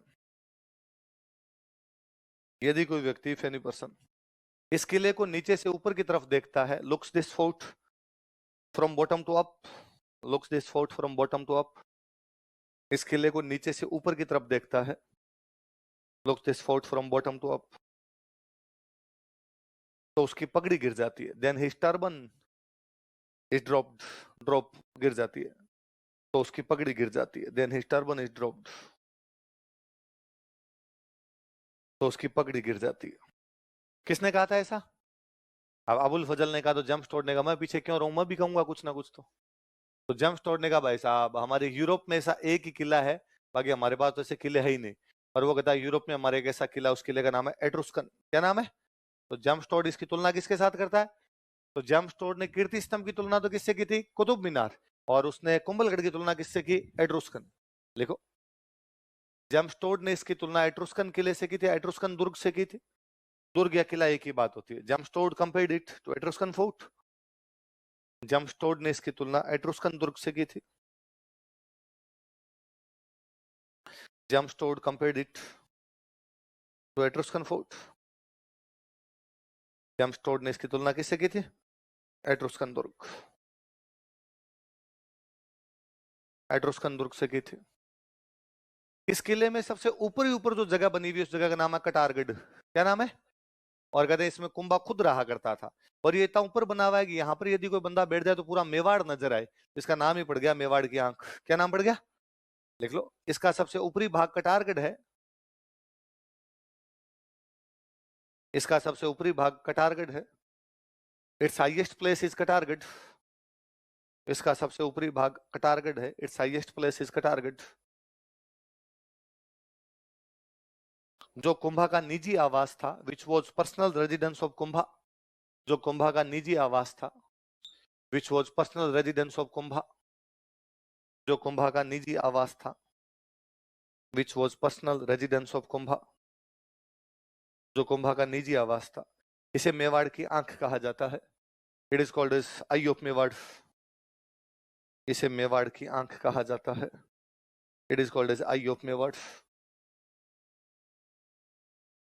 इसे मेवाड़ की आंख कहा जाता है। वही कोई महल मालिया दरगाह मस्जिद कुछ ही बनेगा तो उनके बाहर क्या लगेंगे? अभिलेख। ऐसे अभिलेख जिनमें राजाओं की प्रशंसा होती है उनको क्या बोलते हैं? प्रशस्ति। तो इसके बाहर लगी हुई है कुंभलगढ़ प्रशस्ति। क्या लगी हुई है? वही 1460 की कीर्ति स्तंभ। ये दोनों ही कब की आपकी? 1460। अच्छा बताओ कीर्ति स्तंभ प्रशस्ति किस किसने लिखी? अत्रि भट्ट और महेश भट्ट। किस किसने लिखी बताओ? अत्रि भट्ट और, यहाँ पे अत्रि भट्ट नहीं आया, खाली आलिया भट्ट के पापा ही आए। आलिया भट्ट के पापा का नाम क्या है? लिख लो। कुंभलगढ़ प्रशस्ति का लेखक, राइटर ऑफ कुंभलगढ़ यूलॉजी।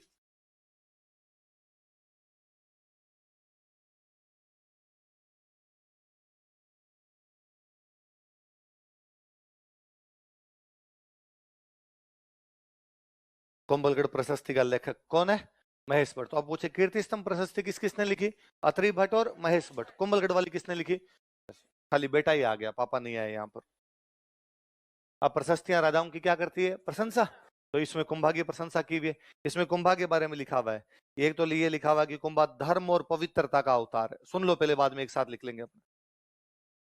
क्या बताया कुंभा को? धर्म एवं पवित्रता का अवतार।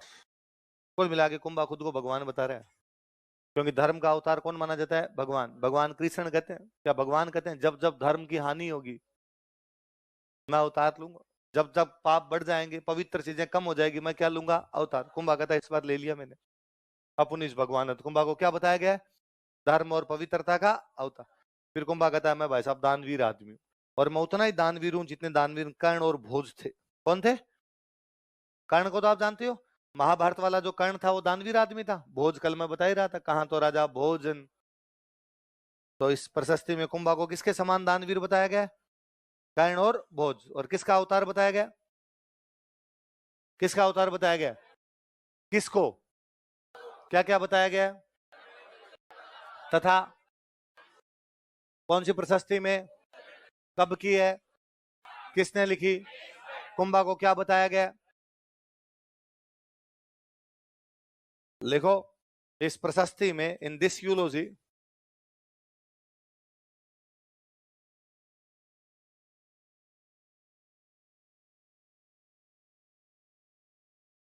इस प्रशस्ति में, इन दिस यूलॉजी, कुंभा को धर्म एवं पवित्रता का अवतार तथा कर्ण एवं भोज के समान दानवीर बताया गया है। कुंभा इज मेंशन्ड, मेंशन किया गया उसे। Kumbha is mentioned as incarnation of religion and piousness. Kumbha is mentioned as incarnation of religion and पाइसनेस।